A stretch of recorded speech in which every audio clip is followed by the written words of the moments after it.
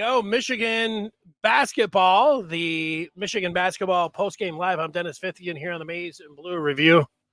Wolverines winning the game today and beating Ohio State. And we're ready to talk about it with you. Have a chance, whether you want to jump on in. You can use the feedback. You can call in on Spaces. That is all ready to go. Michigan with the decisive victory, 77-69. A lot of things to like today about the Wolverines. Reminder, man, we're here after every Michigan basketball game talking about the Wolverines win or lose. And it was an enjoyable day. Anytime you're beating Ohio State, that's going to be enjoyable if you're a Michigan fan. Michigan in dire need of having a victory. Ohio State struggling. And really, it was Michigan all day long. There was never a spot in this game where you thought, oh, you know what? Michigan's not playing well. It doesn't look like it's going to be Michigan's day. This is the way you're supposed to do it. Go out and, come away with a decisive victory. And that is what Michigan did. Wolverines were favored by 3 points in this game, and we'll go through it a little bit as I took a look at it, and as you watched it or listening or listened to it. Michigan, they were up by 5 at the half, 41-36. Hunter Dickinson had 13. Jet Howard and Kobe Buffkin each had 10 points at the break, and then Michigan was able to expand that lead in the second half. I thought the biggest bucket was by Joey Buckets, Joey Baker. He hit a three to put Michigan up 12 with 7 left in the game. And, that was pretty much all it took for the Wolverines in this one. I would say that Hunter Dickinson, he's had games where he scored more points, but Dickinson with 26 and 11 boards. He was dominant. I'd say, what was Ohio State doing defensively on him? They did not. Like, if you watch the tape and you've watched Michigan play this year, you've watched teams give Hunter Dickinson problems digging down with their guards. You watch Michigan State double him, triple him, get the ball out of his hands. Ohio State was not doing that. Curious move by them. They did a few times, but not very often. And, Dickinson, you allow Dickinson to get the ball down low, and it's not like they've got, talking about the Buckeyes, guys with gigantic size that are able to stand toe-to-toe with them, and Michigan took advantage of that.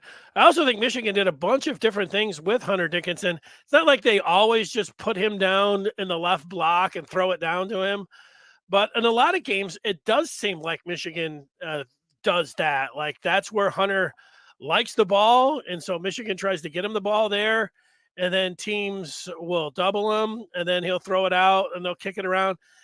Today, Michigan will watch this this tape of their offense, and the way that they moved him around was nice. There was a real flow to it, and maybe that was Michigan's answer to the double teams. Maybe Ohio State didn't have a chance to go down there and double him because the ball wasn't sticking. A lot of times they were throwing it down in the past, to Dickinson. He'd hold the ball, and then the doubles would come. They were throwing it back. He would get it, and he would make his move. I'm talking about in today's game. Also in today's game, he was getting the ball on the left side and going to work. They would also post him up right in the middle. He would get good positioning. Great job by Hunter Dickinson getting that positioning today, working hard to, even before he got the ball, he was in the spot that you wanted to. Look like he had great awareness of where he was at on the floor. You can't say that all the time about Dickinson this year when he was posting up, but you saw him, whether it was right in the middle, whether it was over on the left side, or then over on the right side. And the last 2 games, the color analysts, the game against Northwestern, Seth Greenberg from ESPN was on. He was the analyst, and Greenberg was talking about, well, Hunter Dickinson wants the ball over on the right block. That's where he's the best as a lefty, so he can go into the middle and have that hook.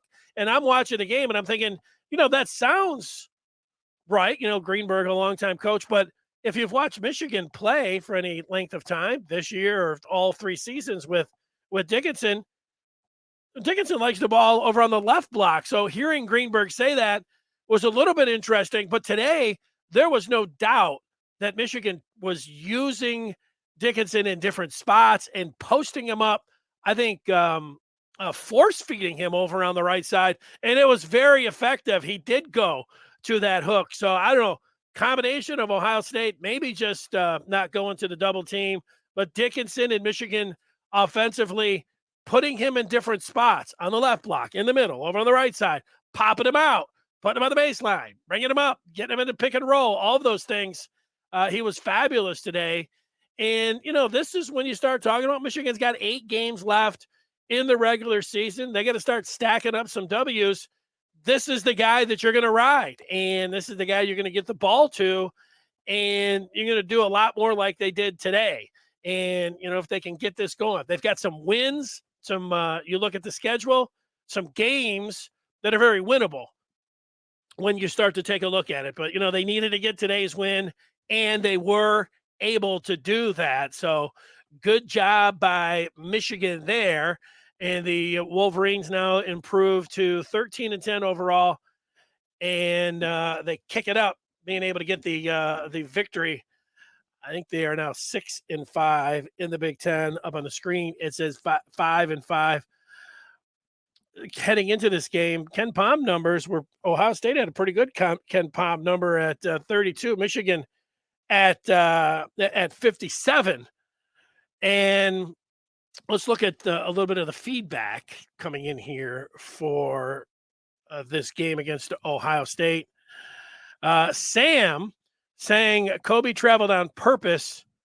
Did he not know about it? Well, Sam, I actually was running some tape, to get a nice little lead in. And Kobe kind of ruined it for me because it was going to be nice. And then, he traveled. So I actually have that audio here from CBS.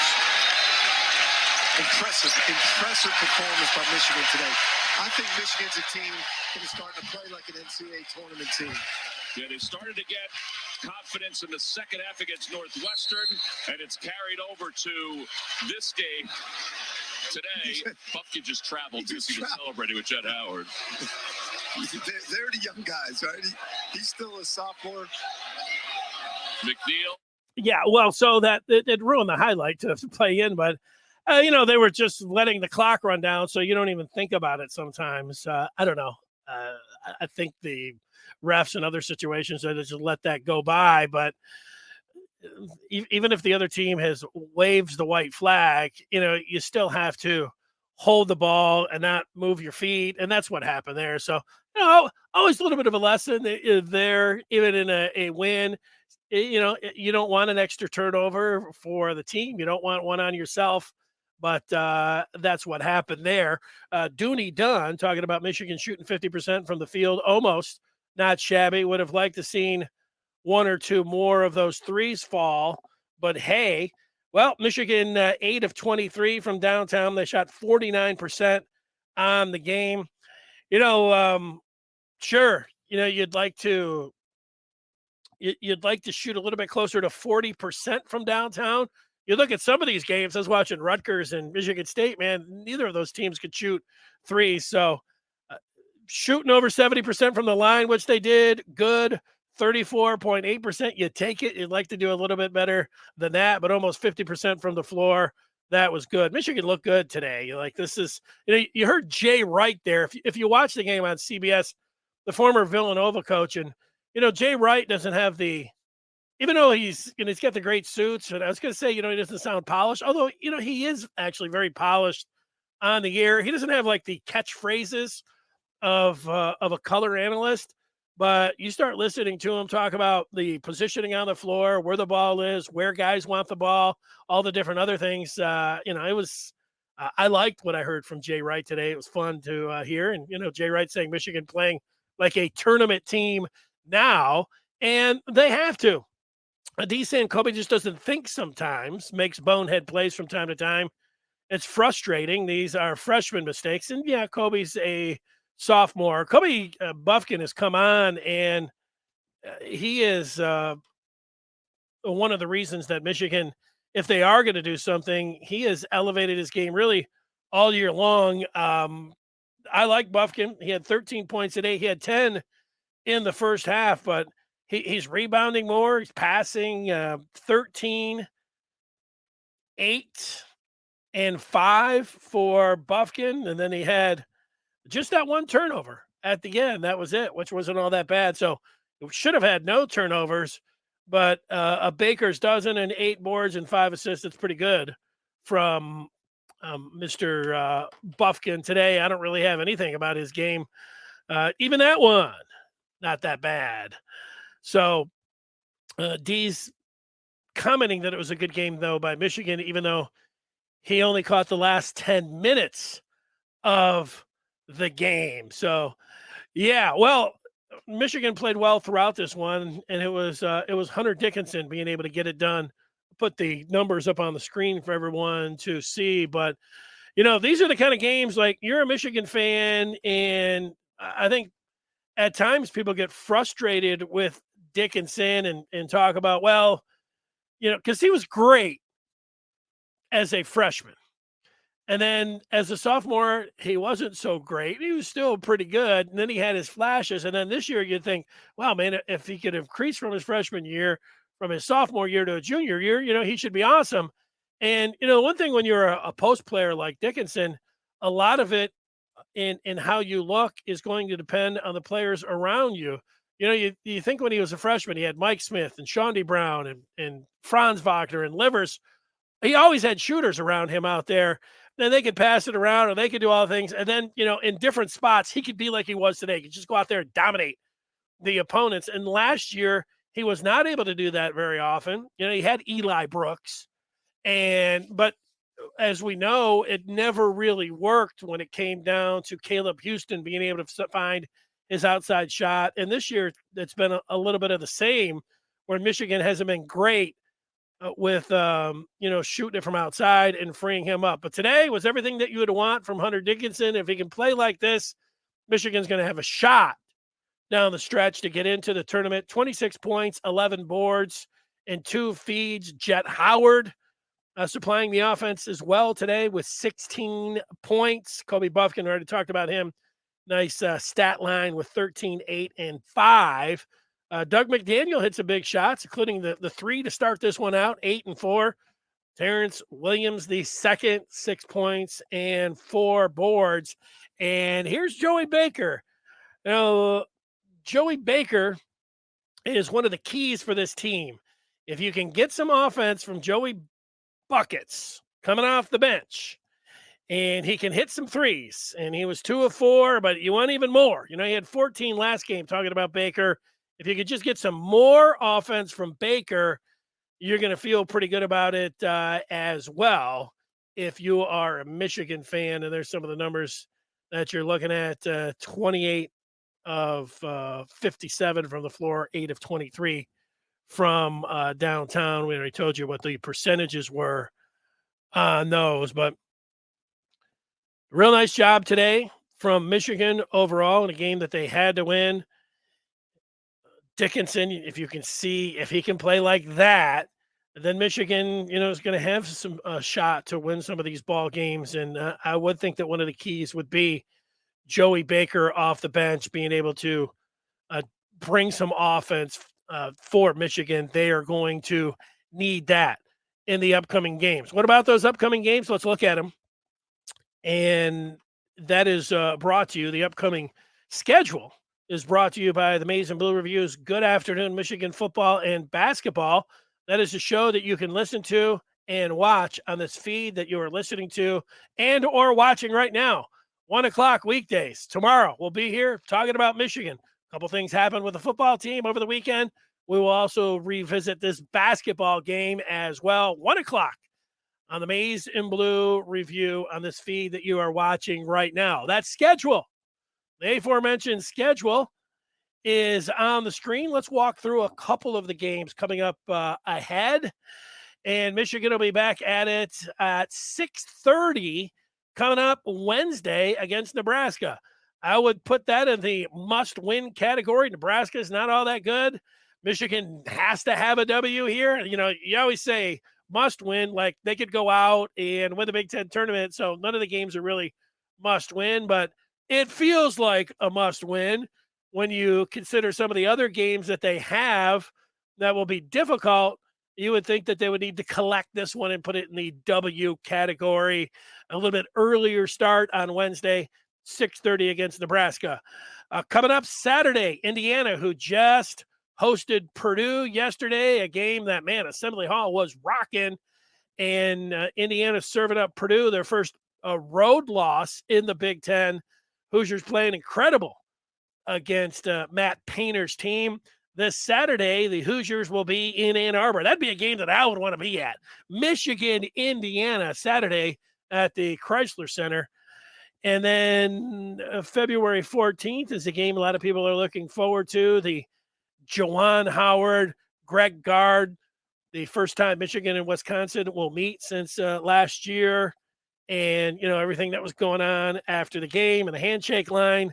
On Valentine's Day, Michigan, Tuesday, the 14th, will be in Madison taking on Wisconsin. And then looking down the line a little bit, you've got Michigan State on tap at the Chrysler Center, February the 18th. Can Michigan win all these games? They can. Well, let's be honest. Which ones do we think they are going to win? Nebraska, Indiana. You want to make the tournament? How about winning at home against Indiana? I would say let's put a W there. Let's put a W there. Going to Wisconsin. Teams have been able to. Wisconsin's not all that good. Can Michigan win 4 of these? Certainly 3 out of 4. We're talking about going to the tournament, getting into the tournament. Michigan will need to win 3 out of these 4. Now, if they just win their home games, and that's what we say all the time, win your home games, then that'll do it. Nebraska, Indiana, and Michigan State. You want to beat Michigan State, too. There's your 3 out of 4. But, can they go Nebraska, Indiana, Wisconsin? And then, if I could pick, that's the way I would want to see him do it. Of course, you'd want to see him win all 4 if they could. But let's also be honest about it. Let's get some questions in. Wade asking, is Will Cheddar hurt? Will Cheddar is not hurt. He was sick in Michigan's last game where he didn't come out at the second half. I think flu symptoms, under the weather, that can be draining, where you could say why he didn't get any burned or run today, didn't play at all. So maybe the effects of being sick the last time out against Northwestern. I don't know what his practice schedule is, and if, maybe, feeling the ill effects or the effects of being ill. Guess that's the way to put it. And I know people want to see more Will Cheddar, want more Will Cheddar, but I think that's what it is. He is sick. That's what's going on. Wade is saying he seems to fit better than Terrence Williams or Jace Howard. He was getting some run. He was. And for whatever reason, the one thing, like, he is a fan favorite. I'll give you that. And people want to see a little bit more of him. He must not get it done in practice. Now, he has in some of the games. And the thing about TW2 is that he doesn't really bring a lot of offense. And, you can look, I know through the game, you can look if you're a plus minus, and he doesn't have a great plus minus. Terrence Williams, I think, like, physically, what he can bring defensively, the coaches like him, and you must see it in practice from him as well. You just don't see it in the game. So, that's been a hole in Michigan's team of this entire season. They've had, you can go to 2 or 3 guys, and then, you got to work with Doug McDaniel. You understand him as a freshman, but that 5th player out there, Terrence Williams II, is best served on a tournament team coming off the bench. He's just too inconsistent offensively. And if you could spot him coming off the bench, meanwhile, it's not like anybody's been really able to step up off the bench. And I know people wanted to see Cheddar when they had a chance. When Jet got hurt, it was Joey Baker who got the start. And then he's been a little bit inconsistent, but he's come on. So what you would like to see is Baker really come on. If Baker could really start lighting it up, maybe he would go into the starting lineup, and then you could put TW2 to the bench, and you can start working it there.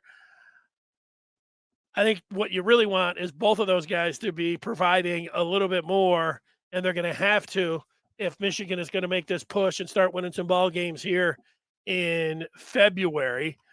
DN says Jace, Will Cheddar better than Jace, but we all know why Jace gets more PT. No, I don't. If you're indicating like because Jace is Juwan's kid, I think you have to deal with this when it comes down to nepotism, and I think that it's a fan thing that anytime that somebody's not doing something and it's your kid, it's going to be charged that way. Juwan just has to deal with it. Um, do you think that Juwan, in a situation where if Michigan would not make the tournament and with his assistants on this team would say, let's put Jason because he's my boy and he's not getting it done over Will Cheddar, who's not his kid? I don't think that myself. I think that would be ridiculous to be able to do. I don't see that by signs myself, but fans are going to do it. And I'm not saying that you're even like a bad guy or anything. I just know it happens. I've seen it in sports. I've seen it when Al Avila, who was the GM of the Tigers, and he had his son on the team after every game that his son didn't play well, people would call in, hey, Alex Avila sucks. The only reason he's okay. So, I mean, that's the way it goes. So they're just going to have to deal with that. So it's there. And, even though I don't think it is, you do. And you're going to get that charge every single time. So that's the downside of having your kid on the team. Because if he doesn't play well, people are going to think that you're doing things and you're favoriting him because he's your kid. So there you go. Wade saying he likes Baker and what he's bringing currently. Yeah. Well, with Baker being able to shoot from downtown, that's what you like. That's what you want to see. So you like to see Michigan get the win. You like to see Michigan get the win over Ohio State. And Michigan needs wins. That's where they're at. That's what they need to do. That's what's going down. That's how it is. So, they should get this next win against Nebraska, and then is there momentum? Because then it's like, whoa, they beat Northwestern on the road. They needed to win a road game. They got it done. They took advantage. Northwestern was tired because of having to play because of that, what was it, of COVID spat, that they missed some time. So they had to play 5 games in 11 days. So they were a little tired, and Michigan took advantage. Good for them. Today, Ohio State's not that good of a team. Michigan took advantage of it from start to finish. Michigan looked like the better team all the way through. That's what you're supposed to do against the team that you're better than. Same thing coming up against Nebraska. And so then we're going to see. But, the best version of Michigan is Hunter Dickinson looking like he did today and just having some flow to his game. How many times have I watched Michigan and it's like, all right, they throw it down to Hunter Dickinson on the block, and like he turns, and it's like he doesn't know where he's at on the floor, and it's like it gets a little stale. It's like, oh, here's Dickinson over on the left side, Michigan forcing it in down to him. The other team doubles, or he throws it right. Today it was nothing like that. Ball wasn't sticking; it was moving around. He was moving around, and if they could get more of that from him, that's going to be the ticket. And then, I think both Jet and Kobe Buffkin is the, second and third options there on offense. I think we know, Buffkin has been pretty solid all year long that way, and Jet can score in bunches. He's only going to get better with the more experience he has. I mean, he's a big-time scorer. You want more consistency from him, but, he's a baller. You don't want him. And so then you look to Baker. Baker's the one. Like, I don't think Terrence Williams II is just going to, start filling it up. He's had far too many games where, he just hasn't been able to do it offensively. And Baker with the jumper, that's what you want. You want some scoring from outside. You want that scoring from the bench. I would say that he's the key. Now, the number one key is Dickinson being like he was today. I would look at the second key for Michigan is getting Joey Baker and having him being able to get you some scoring. And then from there, I think this thing, you can get out there and then you can win some ball games. Michigan has not had much impact from their bench at all this year. And so, really you can start going to each player and say, hey, he can do a little bit more. He can do a little bit more. It's time. It's time. They want to make the tournament.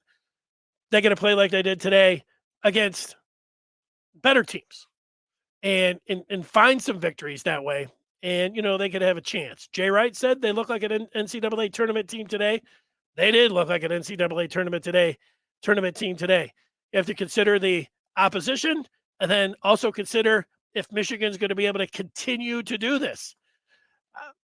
Do you get momentum when you beat Northwestern on the road, beat Ohio State, and then beat Nebraska coming up on Wednesday? All games that were very winnable.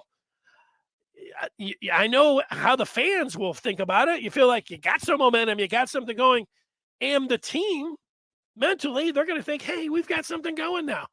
And then we'll see if they're going to be able to beat Indiana. It's going to be a nice test. Like, they're going to beat Nebraska. If they lose to Nebraska, everything that we're talking about today, oh, this is good, it goes the other way.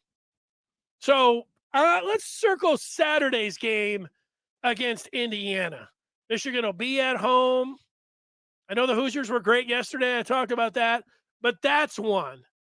So that would be the point, like Northwestern, Ohio State, Nebraska. Michigan will be going for their fourth win in a row.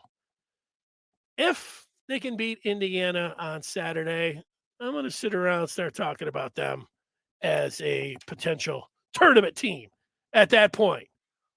Maybe if they do that, they will put themselves, actually they will. I know how it works. I mean, they're on the outside looking in for sure, but they're going to be moving up with a victory today. They'll be moving up a little bit more with a victory over a very beatable, they better beat, Nebraska coming up on Wednesday.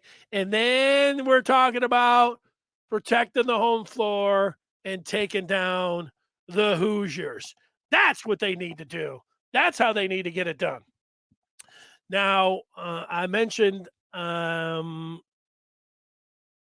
game coming up on the against Nebraska.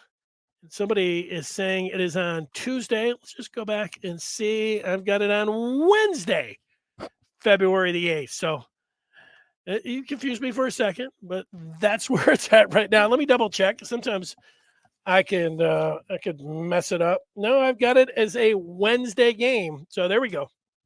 That's the one that they'll need to get for sure. And then we'll be talking about, all right. There's going to be a lot of people that are like, okay, Ohio State wasn't, and all of that. There's a point to it, and it's all understandable. But put yourself in position where it's going to be exciting for the basketball fans that are, you're going to have your core and diehards, and there'll be some people that will just watch today's game. Football's over. It was against Ohio State. People will take a look, and, they had to like what they saw today. They're not going to be watching on Wednesday against Nebraska. But Saturday against Indiana, that's another one where your casuals will say, okay, look at this. Michigan going for 4 in a row. Let's see what happens. And so they'll have a chance to do that coming up then. Thanks for watching. I'll talk with you tomorrow at 1:00 on Good Afternoon Michigan football and basketball. Until then, everybody have a great rest of their Sunday. Michigan wins at 77-69. So long, everybody. Take care.